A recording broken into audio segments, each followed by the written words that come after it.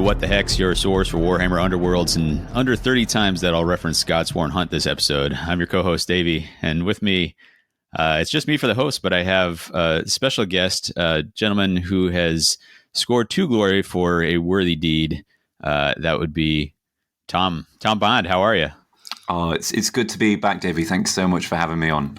Really glad to be able to do it. I'd seen your handle popping up on the Discord, and I was like, oh, maybe just taking a peek, maybe just scratching the itch. I do that with some games that I don't really play anymore to take a look. But then the other day I saw your name on a list of people who are playing at Warhammer World, and I was like, well, now we've got him. Ladies and gentlemen, we've got him. it happens quite quickly. Yeah.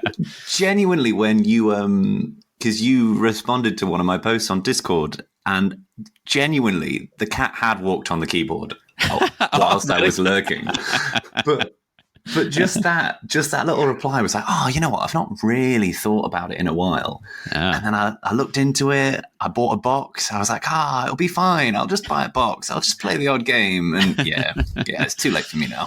Well, excellent. We're going to talk about that specifically because that experience is something that we see a lot from from listeners, folks who had played for a while, got out and are thinking about coming back or have come back and are looking to get their legs under them. So I just wanted to chat with you a bit about that. And for context, though, we should say that we're recording on the 6th of May. The rest of my podcast, other than Phil, are up in Alberta doing Battle. They just finished up this weekend, and we'll have some more details about that as that comes out. But it sounds like a blast was had.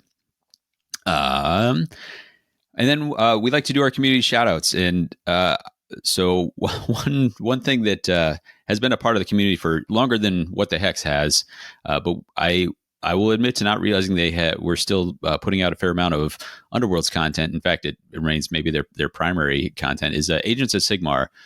They were the first video series that I ever started watching, and I thought they were maybe doing more Kill Team or something, and then somebody informed me how wrong I was and that they're doing a lot of Underworlds content. So I've been diving back into them, and it's been really, really nice to hear Robin and Pete's familiar voices. They put great stuff out. So I would encourage you, if you haven't been checking that out, to take a look at that. Tom, you got anything you wanted to call out? Yeah, I did. But it's interesting you mentioned Agents of Sigmar because I've not actually looked them up since I've started playing again. But it was the same for me. They were one of the first Underworlds content creators that I looked at. There was nobody doing sort of battle reports, video games, and they did such a good job. So I am going to be, after we finish here, getting onto YouTube and having a look at some of their new content for sure. I still have not that the card is in the game anymore, but every so often you'll hear the phrase "ready for action," and it always has to come to me with the particular way they would say it. Ready for action. So can I have that clipped so that I could just use that in life whenever I'm about to do anything? Exactly. It'll really pump you up. It's excellent. So. What did you want to shout out, Dom? Yeah. So I just wanted to give a quick shout out to Nick Baton and the Thunderworlds group at Warhammer World, or sort of around Nottingham. Nick runs clashes twice a month in the evening. He does a Nemesis clash and a Rivals clash, and there's a brilliant community there that meet up regularly, and they're very welcoming to new players. They are also very good players, so you get a huge range of different levels of people playing, everyone having a great time, and there's the wonderful tankard trophy there that he puts out. Ooh. And he just does so much of this. Nick does so much of this in his own time, and the whole group are just so welcoming, and they were the first sort of people that I started playing with when I came back, and they've been wonderful. So I just wanted to give them a bit of a shout out. I think that's something I find in many places where I've, as I travel to different places, I keep finding these, like when we were in LVO this year and the Tucson group came up, I'm like, wow, what a cool crew. Again and again, I find myself saying like, wow, I really think this game's got a pretty amazing community globally. And then all these little pockets that are so welcoming and such. So glad to hear it is true over there. Nick Baton doesn't do all that much for GW, does he? He doesn't have that much free time. Oh my gosh. I don't understand where he gets the time to do this. It's spectacular. And he's so passionate about it as well. You can tell he really loves it. And that comes across in the whole group, which just makes it so much more enjoyable to be part of. Yeah, that's really that's almost been our secret weapon here is that Skylar, who has taken such a heavy lead in running things, in getting our community, like he has such a genuine love and energy for the game that it has really become infectious, even for grizzled uh, grizzled old folks like me. So it's that's an asset that you really can't overstate the value of. No, for sure. Yeah. Well, we are going to jump into the main topic here. And Tom, you are, as we've established, a returning player. So we're going to talk to you from that perspective. For folks that don't know, though, you used to run a blog, Steel City Underworlds, and a associated podcast, Chatting Crit, which was both were kind of best in breed of their format. I really loved the format with Chatting Crit, where you'd have these debates, conversations. I got to come on for one. I think we talked the to the end meta, the drawing cards. Yeah, good times. Yeah. And then your one of your partners in crime, Michael, was always good for these crazy mad scientist builds, which I would then steal and have what little success I've ever had in this game was thanks to stealing his ideas. So, one thing that I should mention is that I had just the briefest bit of fame. I was the only person to bring Godsworn Hunt to Adepticon in 2018, and finished very much, middle of the pack, 2-1-1, I think. And I was like, well, that's about as good as anyone will ever do with Godsworn Hunt. And then you went on to do much, much better over in the UK. And so you captured the Godsworn Hunt title from me. But I loved them so much. That was honestly that end of Night Vault period was. I think about each period when I used to play, and there were real peaks to all of them, like season 1, season 2, season 3, and even when I was still playing in season 4 and it was COVID, there were really key points to all of them. But I loved the bittersweet experience that playing Godsworn Hunt provided. It really appealed to the masochist in me. It does, doesn't it? Yeah, absolutely. You can't. Everyone loves an underdog. Yeah. And they were that. Grawl was the underdog. Yeah, exactly. Yeah. Well, so that's a good point. So you mentioned season 2, 3, 4. For folks who don't know or don't remember exactly, how did you originally get into Underworlds? So I originally got into Underworlds because I mentioned to my wife that I used to paint Warhammer, and she was like, what a harmless hobby to get him back into. It was just so untrue, but she didn't realize that. So she actually bought me some Space Marines, and I started painting them. And then I was like, I really want to play a game.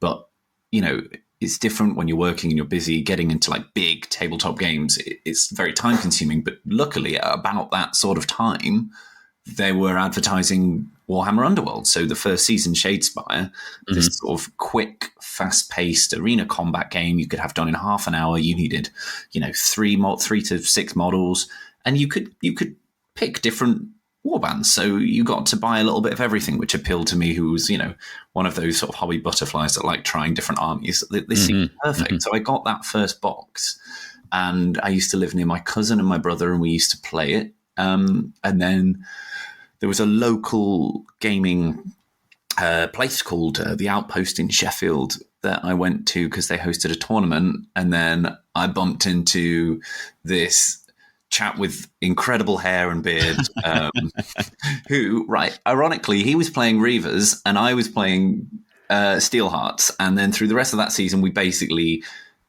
epitomized the other person's play style. And I started Pellaggro, and then Mike played Relics. And but yeah, and then it was history, really. We were good mates after that. Excellent. When you were talking about the seasons, you were saying season 2, season 3, season 4. So is that about when you kind of fell off the game? Is at the end of the, and season 4, I guess, would be Dire Chasm. Absolutely. They used to be full year seasons. They're now half year, but we'll get to that. The season that could have been, man. I love every single warband in that season. I really liked playing it online, but it was a number of factors that led to me stopping. Obviously, not the least of which was COVID, but also I moved away from Sheffield down to Peterborough for work, and there were fewer people around that played, and all the games were online. And work was just getting busier. And it wasn't like I ever made a conscious decision to not carry on, but there were fewer and fewer events, well, no events for a good chunk of time. And I just stopped buying stuff. And occasionally me and Mike would sort of catch up and talk about what a good time we had. But it was a sort of gradual stopping, if that makes sense. It does, yeah. I know you work in healthcare, and so that had kind of a special impact at that time. I was the same, and we ended up having a hiatus ourselves. I think we released maybe 2 episodes over the course of 7 months as I was taking care of family and all that during that time. And I remember a point during that stretch where I was like, I might be done. I don't know that I can get back in. But I did. I remember for me, actually, I guess for me, it was towards the end of Beastgrave, I think is where we had our stop off right at the very beginning of COVID, of a lockdown. And it was when Dire Chasm dropped, and I remember being, I do kind of like Slaanesh warbands, and that looks interesting, and used that as that was kind of the spark that pulled me back in. What was the spark that kind of grabbed your attention and said, maybe I'll give this, other than your cat walking on a keyboard and me? Yeah, a lot of credit to Mozzarella. Maybe I called you a don't tease us or something, or don't give us hope. Yeah, you or... literally, yeah. And you know what? That was nice because it reminded me of this big community that still existed. And that was nice to see, because obviously when you're, a lot of the people I met, a lot of the friends I made were in person, but a lot of the friends I made were via Discord and Vassal and doing these podcasts and things. And obviously it'd been more difficult for me to be part of that in-person community. But that little nod was sort of a little reminder that there was still this wonderful burgeoning online community. And I loved being part of that so much that helped. That definitely mattered. And I used to love painting. I'm not very good at it, but it was very meditative. And, with work and things, sometimes I just like to sit down in the evening and paint some models. And I thought, you know what? They're doing there was still the Vassal League. It's like, I'll buy a box. I'll paint some models. I can play the odd game online. And you know what? If Ollie or Mike get back into it, that'd be nice. I could always go to an event or two. Fine. And so I bought Death Gorge, which again, Slaanesh warband. Through line established. Absolutely. Boom. We didn't plan it at all. And then I painted those up, and I went on to Underworlds DB, and you're like, I'll just make one deck. And then before you know it, you've run out of space. There's no more deck space left. You have to go back and overwrite stuff. Everything. You started off with something normal, like an aggro break water deck, and before you know it, you're putting masks on Morgok, and you're like, this is amazing. Can't fail. I should ask, since Brian's not here to do it for himself, you say you painted up the Death Gorge box. Did you paint both sides of it? Yes. How did you feel about the number of gems on the Thricefold Discord? That was the first one I did, and dear Lord, you know what? I got a Headsman's Curse, and I was like, cool, right, 2 basic colors. Big fan. After Slaanesh, it was a trial by fire getting back in.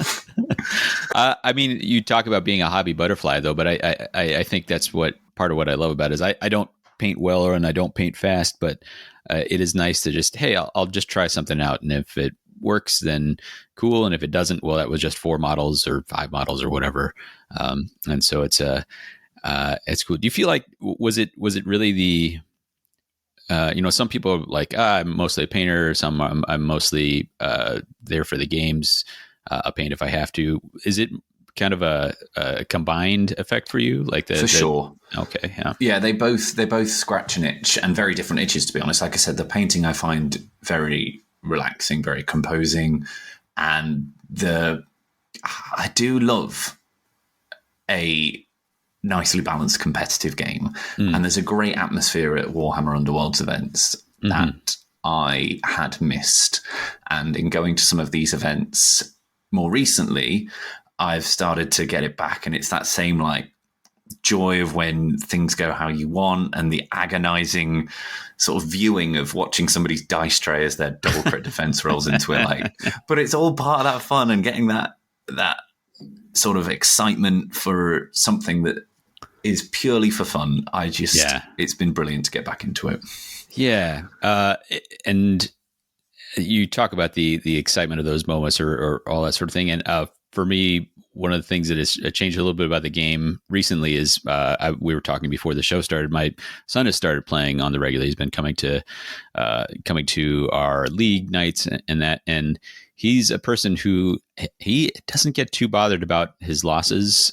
He does, he's trying to win, but he's somebody who really likes that exciting moment. So he's a better man than I am. If he'll take the loss if he could have, if he can have Skitter Shank use the claws to fly over the top and assassinate a leader, and it was just a cool moment for him or something, and so perfect. It's been fun to, when you kind of come back to the game in different ways and see it through different eyes sometimes as you come back like that. As you've come back, what have you? Has it felt like riding a bike, just getting back on? Has it felt strange and different? Or somewhere in between? How has it felt returning after that amount of time off? I think you're right. I think somewhere in between. There are certain things that stuck with me. I felt like I had a decent grasp of the kinds of effects on cards that were good. What made a good objective, like a good surge. So I felt like I could build decent decks. This is a slight segue from what you've asked, but we can always talk about it a bit more. But Nemesis was a huge help for that as somebody getting into the game with very little knowledge of warbands and universal cards. Actually, it made it hugely, hugely easier. But then the thing I struggled with, and it was the same that I struggled with at the recent tournament, I feel like I've built a good deck and I understand a warband, but there is a tier above that, which is understanding everyone else's plan. Absolutely. And that is what I have yet to fully attain. and that was exploited at the tournament. But it's nice. I like that. I like that. I feel I haven't lost some of the skills I developed before, but equally to be really good at the game. And it didn't feel like dice when my games went badly. It was, okay, if I'd played a bit longer or understood the game better, I'd have made a different decision there. And that's exciting in itself because that's something I have control over. Yeah, I 100% agree with you. The idea that a game with the amount of depth that you putting in the extra thoughts and time and work, you can continue to refine for quite a while. That's encouraging. I really like that you mentioned the Nemesis format because that was high on our list of things that we would want to talk about a returning player when they were first sort of bringing it online. In the early days of Nemesis, I would say there were not that many decks that you could pair with, and so I remember feeling extremely limited. And I look back. I'm like, wow, why did I feel that way? And I realize now that was part of it. That if I only had 2 or 3 decks to pick from to pair, well, that felt like a very limited deck building opportunity. But we're now in the realm where you have somewhere between 12 and 16 decks to pair with, and that's a lot of options. And even at that time, I remember thinking, and maybe you'd say the same, is that a game of Nemesis. I was expecting, having lived and breathed championship format for such a long time, I was like, oh well, this is going to feel like Underworlds light, and what I found was it just felt like Underworlds. Yeah, I completely agree, and actually, there are bits I miss about Championship, and I enjoyed Championship a huge amount.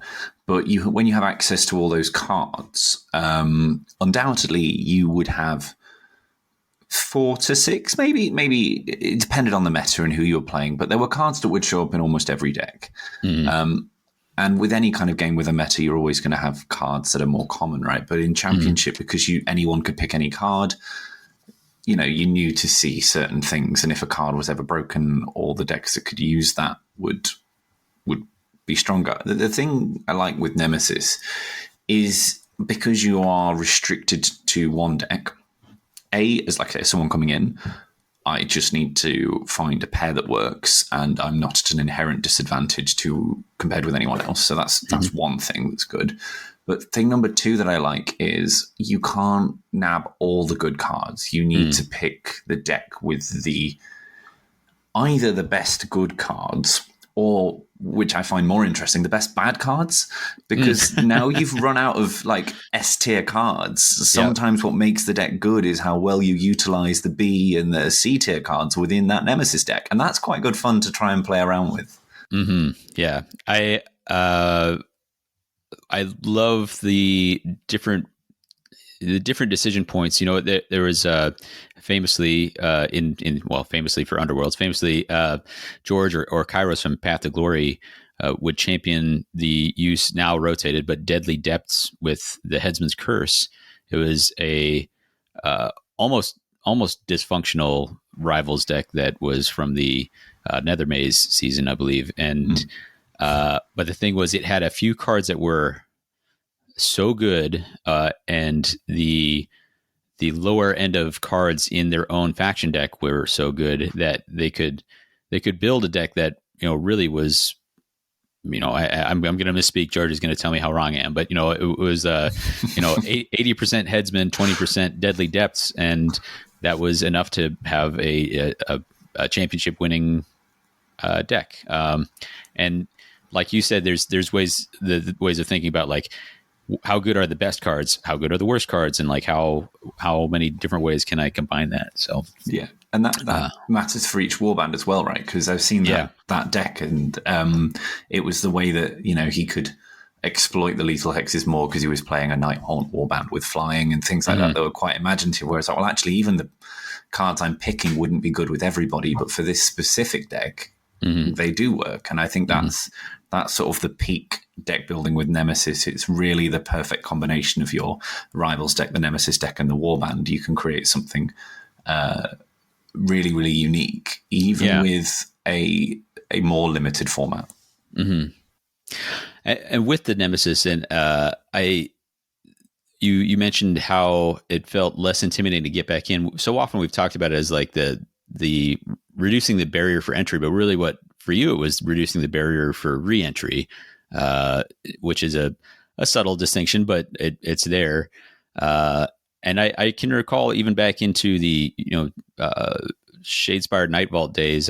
One of the other hosts on the Mortal Realms network, Eric, he had played early on, but he, even at that time, he felt, oh, there's just too much. I don't want to have to buy every single thing to be able to compete. Given that you've kind of come back in with this lower reentry, what was your, you know, for anybody who is coming back in, did you kind of take a look and say, I'm going to grab these couple things, or have you picked up everything anyway? So when I did it, I bought the starter box just to, because that was a convenient point to crack on. And then I just picked Thricefold was what I wanted to play to start with. And actually they were fine with Force of Frost, which came in the box. So I used that. And then my way of going about purchasing things was, is there a warband I like the look of? Cool. Let's go on Underworlds DB and I'll make a deck for them. And then I'll find the Rivals deck that I like, and then I'll buy that. And obviously the hobby snowball picked up speed at an alarming rate, and I have ended up with most things. But I didn't have to. And that was the point. Like that was because I got carried away. Realistically, I don't need everything.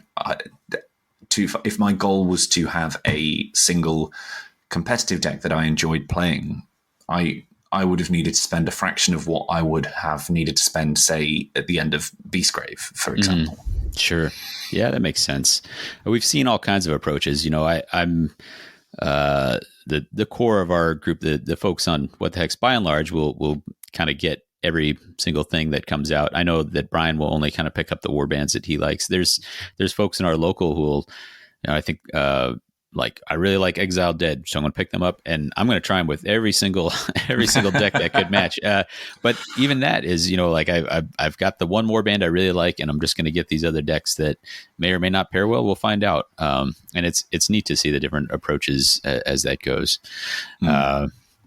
So the I guess sort of the flexibility of it.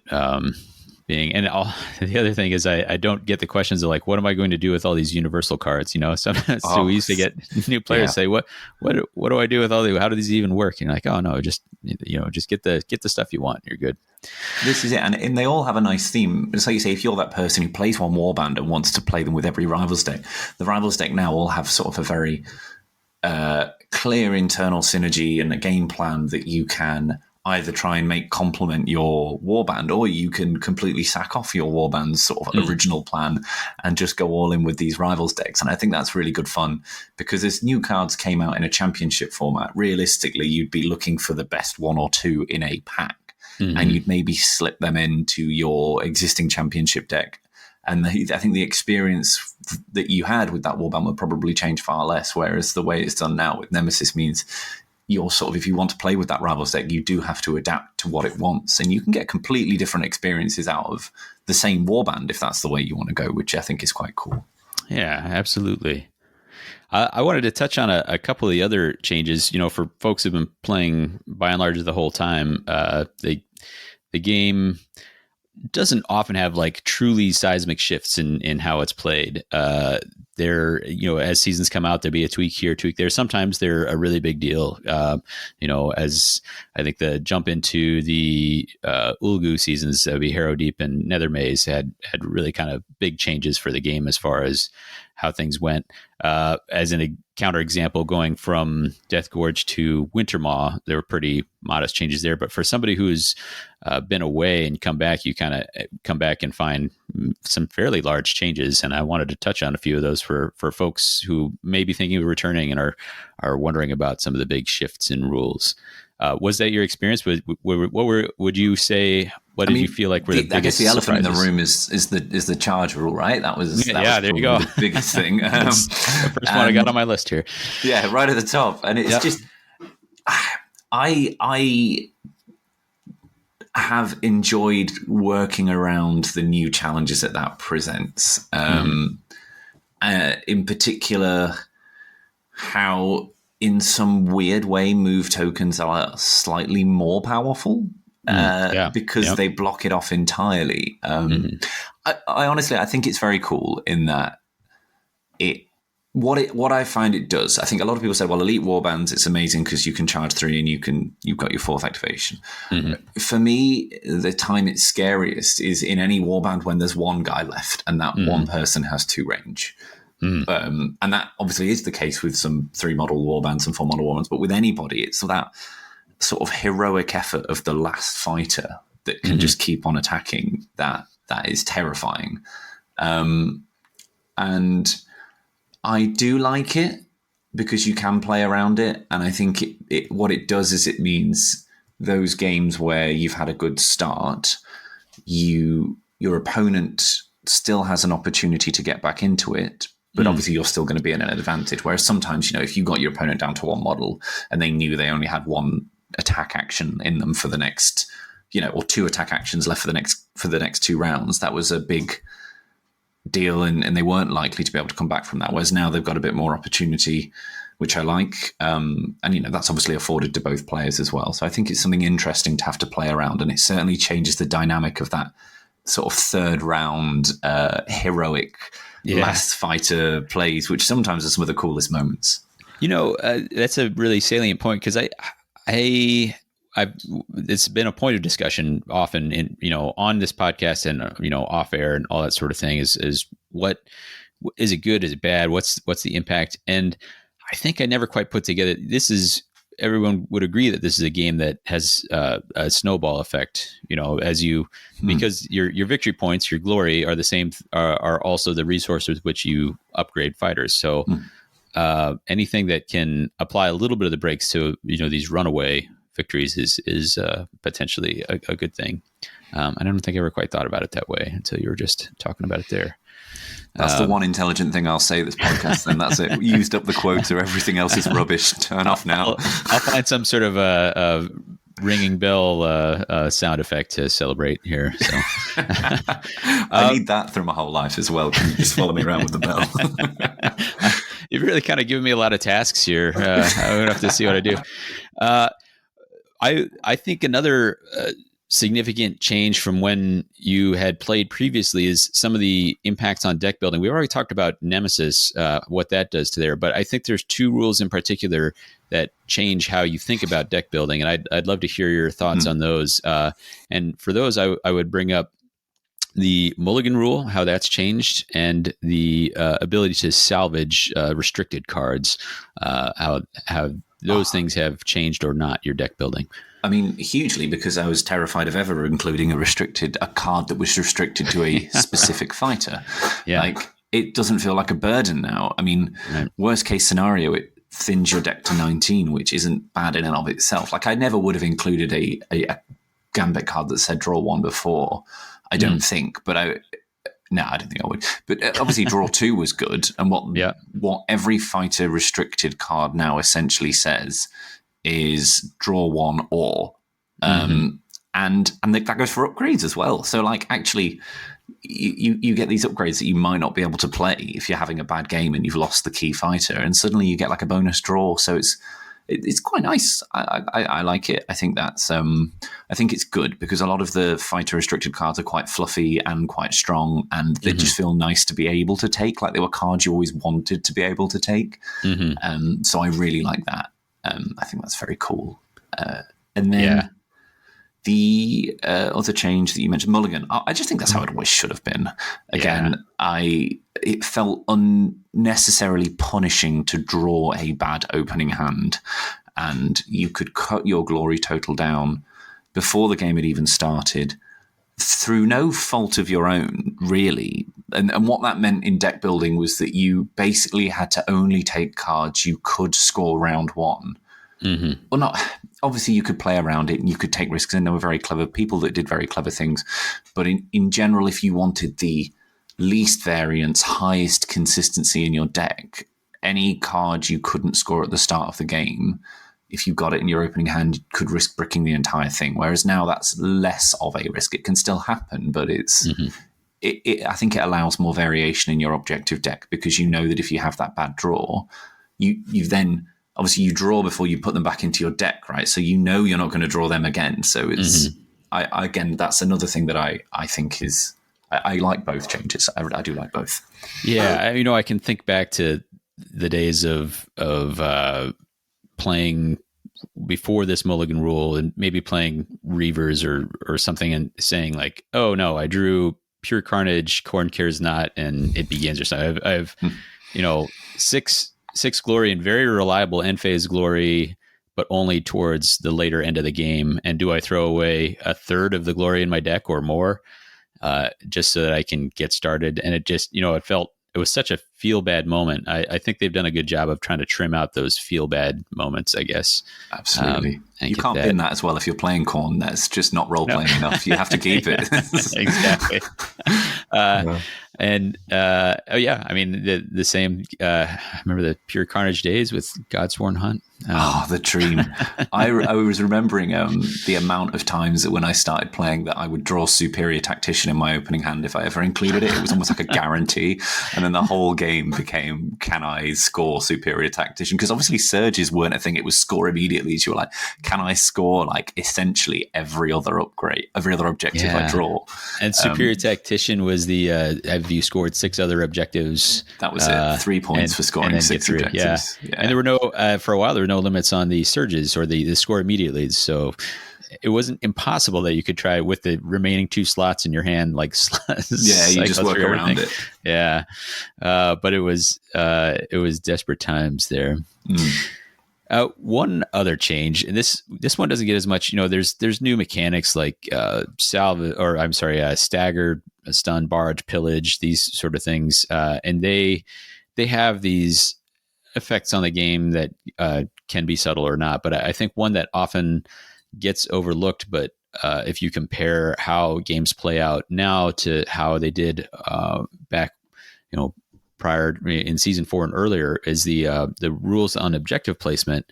And really the only thing they changed here was that 5th objective cannot be placed on an edge hex unless there's nowhere else to go with it. The 5th one always used to be able to go on an edge hex if you wanted.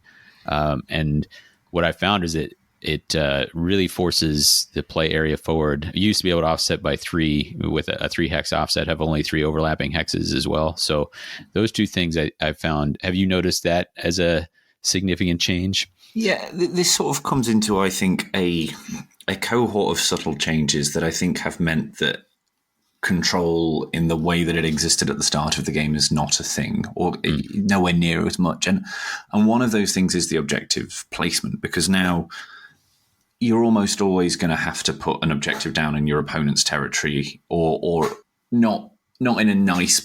One of your objectives is going to be exposed, even if you get the 3. There's that I think's contributed, and then there's this general shift, especially if you look from like Shadespire all the way up to now, into what cards are strong. Like now, objective surges and objective end phases are insanely better than they were in Shadespire. Like the stuff you had to do to get a glory, it wouldn't be uncommon to be winning on. It would be like have 2 fighters on an objective, do a somersault over the table, kill somebody, and also have the best painted award for the tournament, 1 glory end phase. It was insane.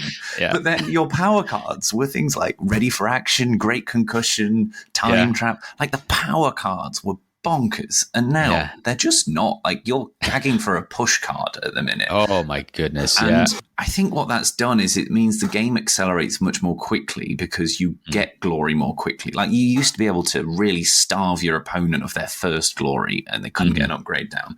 That's almost impossible to do now. So everyone's getting their upgrades on. The battlefield has shrunk a little bit, and you've not got these insane power cards that allow you to sort of overwhelm your opponent at the start of the game, which I think means in general things get more fighty more quickly. And I think that's in general good, but it's just an interesting shift in where that, because, now your surges, there's an easier calculated risk in the game at the minute. I mean, it's just a real flip, I think, which was interesting to come back to, and it gives a different challenge in, I think, how the games work.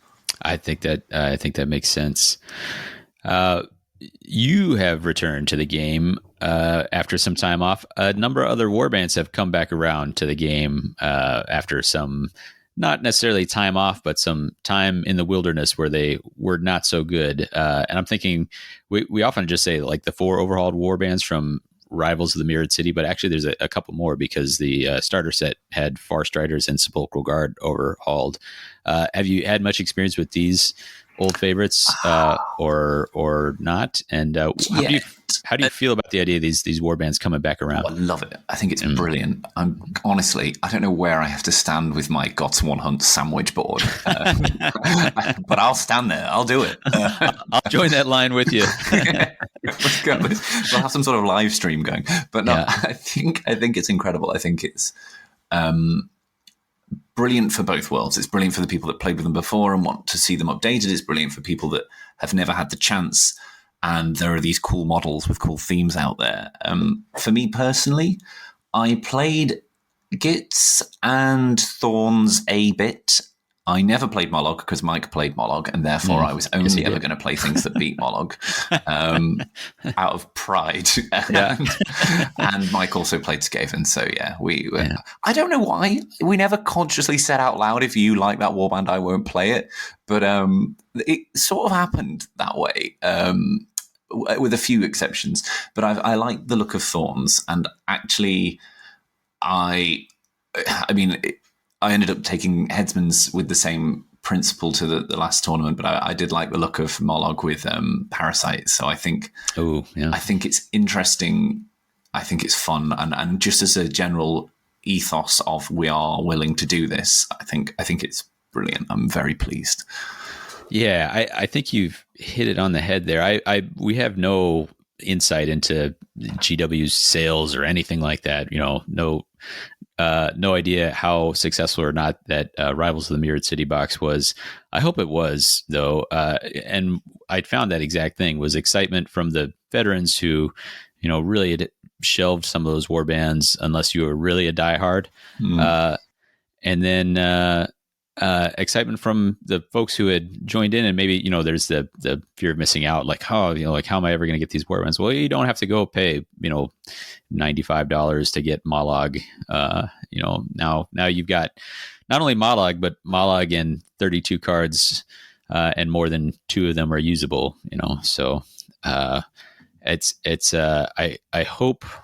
I don't know how many warbands they would reasonably redo. There's only one they really need to, and we both agree on that. But no, I honestly, I would love to see Reavers. I'd love to see a number of the other ones redone if they had the motivation. I hope they feel like it would be worthwhile. I had a thought, and I didn't know if this was anything to do or not, but a lot of the design decisions going forward, I think, were limited by certain things that older warbands could do, which meant that they then couldn't put cards in upcoming Rivals decks.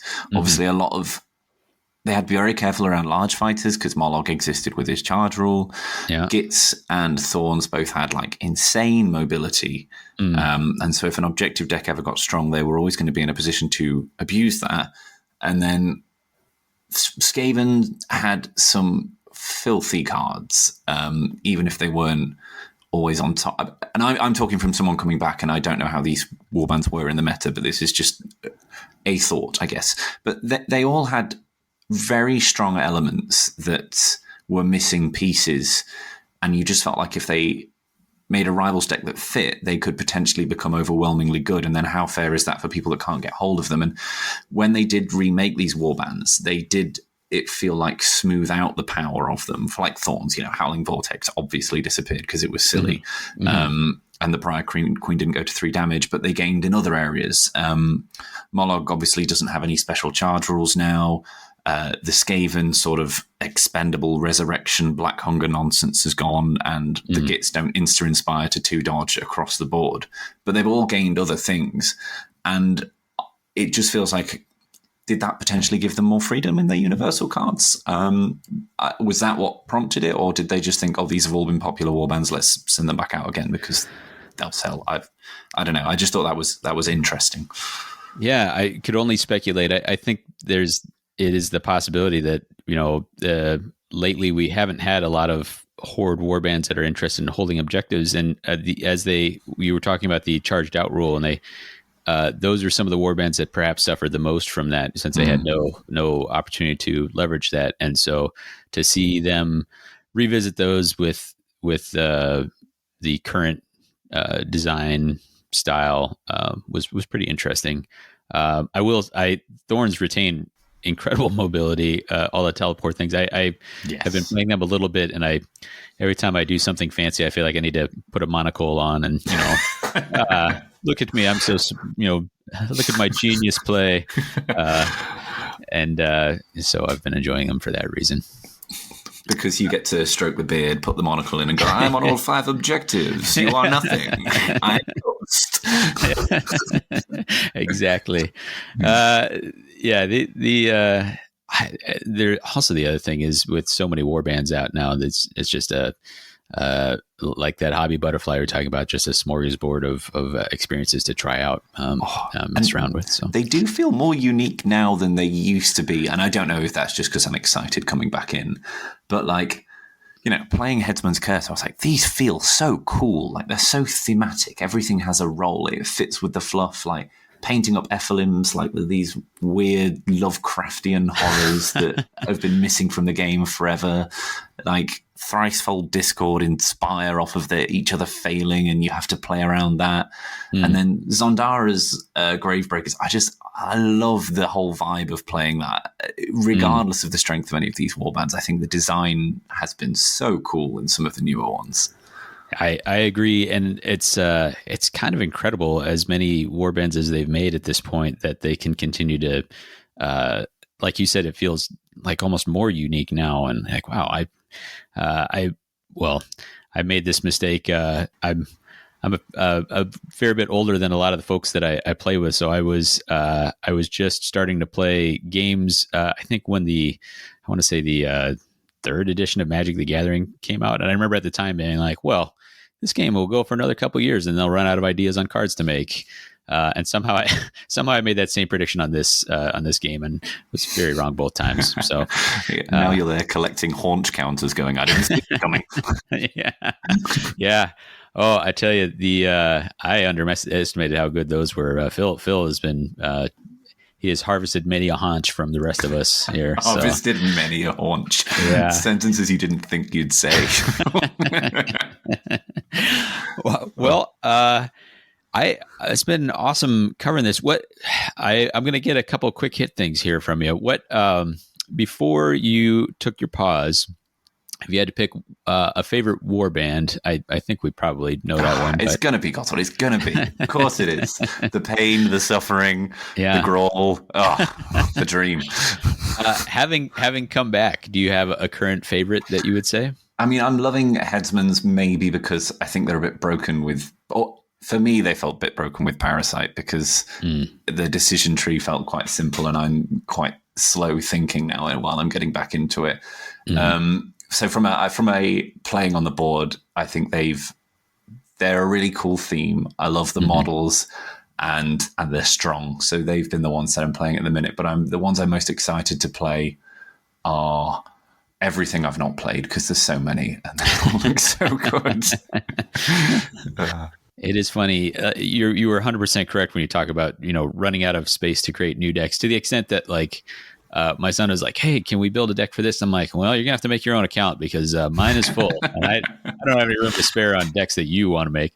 Not entirely true, but we've it's been a little bit of a challenge to sort out. So it's quite nice that you mentioned that you're going with your son to events, because in Sheffield there was a father-son combo that used to come, and Tom Each was a dangerous player when I used to play, and when I went to the Grand Clash last weekend, I bumped into both of them again, and he's like an adult now. I was like, have I been out that long? What happened? How long was I asleep for? Did someone knock me on the head? What year is it? Yeah, what year? It made me feel very old, but it's just cool. And obviously they still come to tournaments together just like they did then. And I thought that was just such a wholesome aspect of the hobby. And I think hopefully you and your son will be going to tournaments for a long time to come. Yeah. Well, that's his big one. He and I are going to road trip out to the Nova Open, which I don't know if we've mentioned on this yet, but we'll be joining Skylar and Phil to have some fun out on the East Coast here. So we're going to get our practice in. He's already got a good sense of what he wants to bring. So that'll be he'll go to a Grand Clash at that point. So yeah, it'll hurt a little bit when he knocks you out and he's going to Worlds, but you've got to be the bigger person there, David. Yeah. I'll be his dice caddy, I guess. So. I recommend the green, sir. Yeah, it's good to have you back in the mix. Are you? What are your plans? You looking to just be a player and go to events as they line up with personal life, or sort of that? Okay. Yes, that is the aim. I just want to get back into the hobby and enjoy it, and which is incredibly easy to do. I did enjoy the Grand Clash. I enjoyed trying to do my best. And like I said, when I went, I didn't feel like the games I lost were due to anything other than me being worse than my opponent when I played. And it did start to get me, like it is when you're like, oh, it'd be great to hit every tournament and get a bit better and then go to a clash and get a ticket. And it's a slippery slope. It is. I'll have that where I'll play, I came back from LVO and was so energized by it. It had been like a big discussion in the household for the time and money to go. And I, was like, yeah, that'll scratch the itch. I'll be good. And of course I came back and I was like, oh my, what's the next one I can go to? Furiously Googling, I can go to Poland. That seems fine, right? Yeah. No worries. Why are you never at home? I must win. Yeah. And so, it's, he genuinely does love the game, but one nice personal side effect for me is that it means that I get to do this thing that I really like, and I get to spend time with one of my kids in the process, and that makes it easy at home too. So huge win. Yeah. Well, we can bring it back around, is there anything else any advice you'd have to returning players, anyone who's thinking about it? Anything you'd want to pass on to them? I sort of had to give that advice because I've been desperately trying to get Mike to play again. What is Michael up to these days? So I mean, he's doing well. He's been promoted at his job recently. The place he's staying is much bigger. I've been to see him a couple of times. Hair still fabulous. Oh, it's a gorgeous mane. I question my sexuality every time I see that man. I'm only human. But I was talking to him and it was interesting that he was like, he was telling me when he played, he used to sit and look at cards and he would always think about it, and it was very difficult for him to not get very obsessed with that side of the game, and I totally understand that. And we were then talking. We just had a little walk with us, like a nice little river near where we were walking around there. We were saying, well, what about the other side of things? What about you go to these events and you meet all these people, and when we used to play, we'd talk to them online. We'd look forward to catching up with them. I was like, if there's an event, mate. If you don't have to plan for it. You just grab something that looks fun and we just go, have a few beers and just meet people and play a game. And he was like, yeah, I think that's what I want now out of this. And so it's interesting. Sometimes what you want out of the game changes.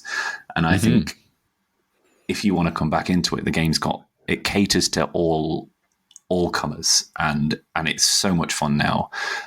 Just as fun, if not more fun than it used to be, and certainly more accessible. I think that's a great take. I appreciate your time here.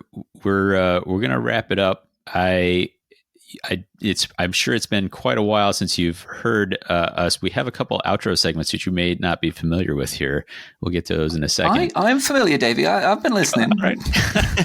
Okay. Well, then you're ready. If folks want to send you a message or anything like that, you are on the Vassal Discord, I imagine. I am. Is that the best still place? Says Steel City Bond is a sort of relic of a bygone era.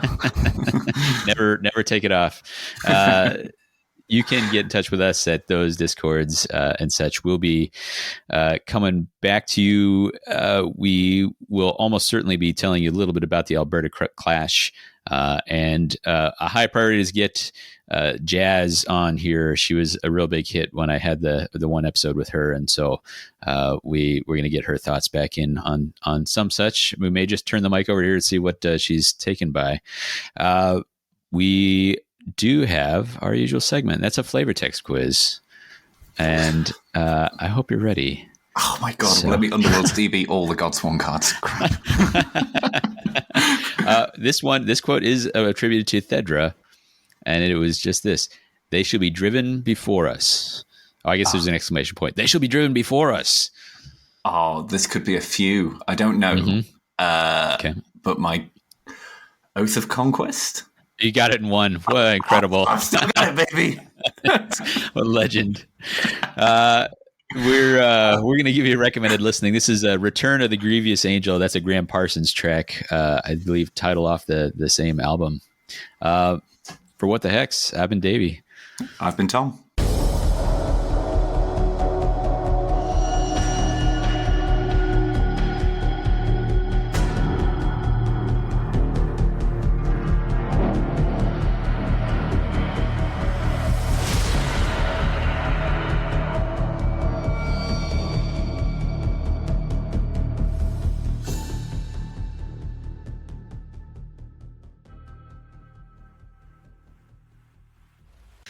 All right.